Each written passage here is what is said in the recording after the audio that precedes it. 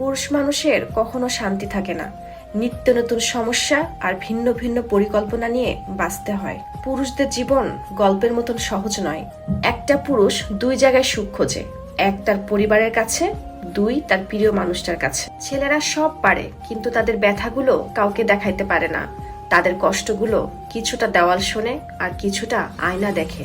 পুরুষ কখনো কান্না করে না, যদিও করে নিজের জন্য না, হয়তো পরিবারের জন্য, নয়তো প্রিয় মানুষটার জন্য। এই পৃথিবীতে ছেলেরা হচ্ছে সবচেয়ে বড় অভিনেতা, কারণ তারা বুকের ভিতরে হাজারো লক্ষ কষ্ট পুঁতে রেখে মুখে হাসি নিয়ে চলে। কারণ সে জানে আজকে যদি আমি ভেঙে পড়ি তাহলে আমার পুরো পরিবারটা অস্তিত্বহীন হয়ে যাবে। ছেলেরা পৃথিবীতে সবকিছু করার অধিকার পেয়েছে, কিন্তু চিৎকার করে কান্না করার অধিকার পায় নাই। পুরুষকে বুঝতে হলে পুরুষের নীরবতাকে বুঝতে হবে, না হলে পুরুষের গভীরে কখনোই পৌঁছাতে পারবেন না।